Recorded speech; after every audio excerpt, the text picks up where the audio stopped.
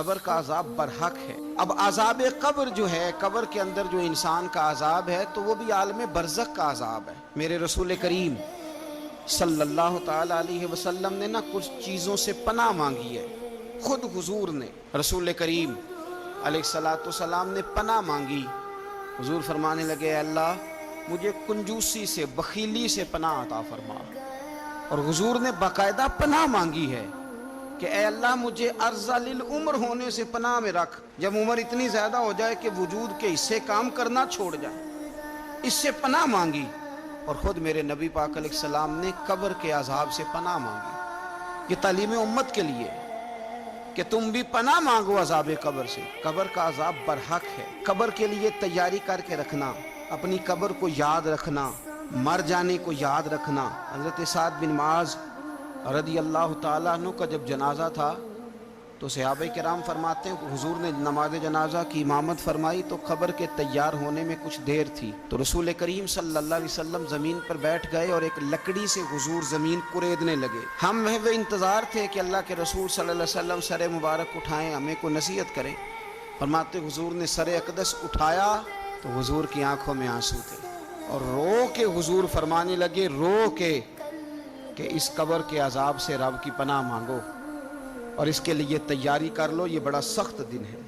رو کے حضور نے فرمایا، رو کے۔ آج تو لوگ مذاق بناتے ہیں، کچھ فقیر صوفی درویش کہلانے والے بھی، وہ کہتے ہیں یہ جو مولوی بتا رہے ہیں نا قبر میں بچھو ہوں گے، سانپ ہوں گے، یہ تو مولوی اپنی قبر بتا رہا ہے، ہمارا اس سے کیا لینا دینا ہے۔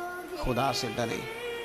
وہ چیزیں جو احادیث مبارکہ میں آ گئیں، جس سے نبی پاک نے ہمیں ڈرایا، ہمیں سمجھایا، آپ اس تنبیہ کو، اس نصیحت کو آپ اس رنگ میں لیں گے کہ مذاق بنایا جائے گا دین کا، بجائے اس کے کہ اس سے ڈرا جائے۔ حضرت سیدنا براء بن عازب رضی اللہ تعالیٰ عنہ ارشاد فرماتے ہیں کہ میں نے نبی پاک صلی اللہ تعالیٰ علیہ وآلہ وسلم سے خود اس بات کو سنا ہے۔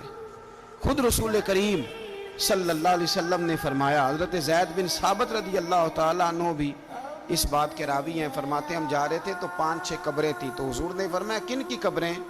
ہم نے عرض کی یا رسول اللہ صلی اللہ علیہ وسلم یہ کافروں کی قبریں، یہ صحیح مسلم میں حدیث موجود ہے، کفار کی قبریں۔ تو اللہ کے رسول صلی اللہ علیہ وسلم فرمانے لگے، ذرا حدیث کے لفظوں پہ غور کرنا، حضور فرمانے لگے اگر مجھے ڈر نہ ہوتا کہ تم اپنے مردوں کو دفن کرنا چھوڑ دو گے، اگر مجھے اس بات کا ڈر نہ ہوتا کہ تم اپنے لوگوں کو، مرنے والوں کو قبروں میں دفن کرنا چھوڑ دو گے، اگر یہ مجھے ڈر نہ ہوتا تو میں سناتا کہ قبر کے اندر کس طرح عذاب ہوتا ہے۔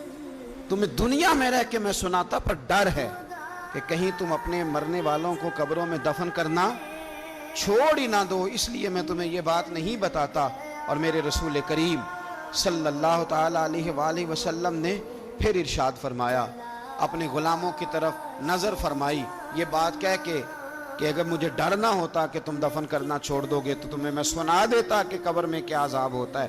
پھر حضور نے صحابہ سے فرمایا چلو بھائی دوزخ کے عذاب سے اللہ کی پناہ مانگو، تو سب کہنے لگے ہم دوزخ کے عذاب سے اللہ کی، صحابہ نے کہا ہم دوزخ کے عذاب سے اللہ کی پناہ مانگتے ہیں۔ پھر نبی پاک صلی اللہ تعالیٰ علیہ وسلم نے ارشاد فرمایا تم سب کہو کہ ہم قبر کے عذاب سے اللہ کی پناہ مانگتے ہیں۔ تو صحابہ نے کہا ہم قبر کے عذاب سے اللہ کی پناہ مانگتے ہیں۔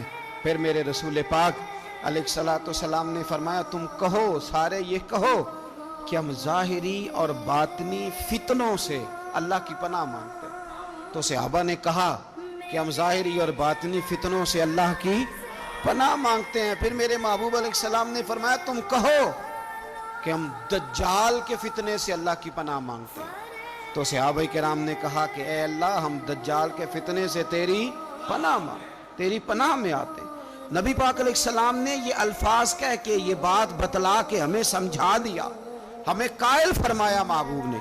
یاد رکھنا، اس بات کو اچھی طرح سمجھ لینا کہ اگر مجھے ڈر نہ ہوتا کہ تم اپنے مردوں کو دفن کرنا چھوڑ دو گے تو تمہیں بتلا دیتا کہ قبر میں کتنا سخت عذاب ہوتا ہے۔ اپنے معاملات پر غور کریں۔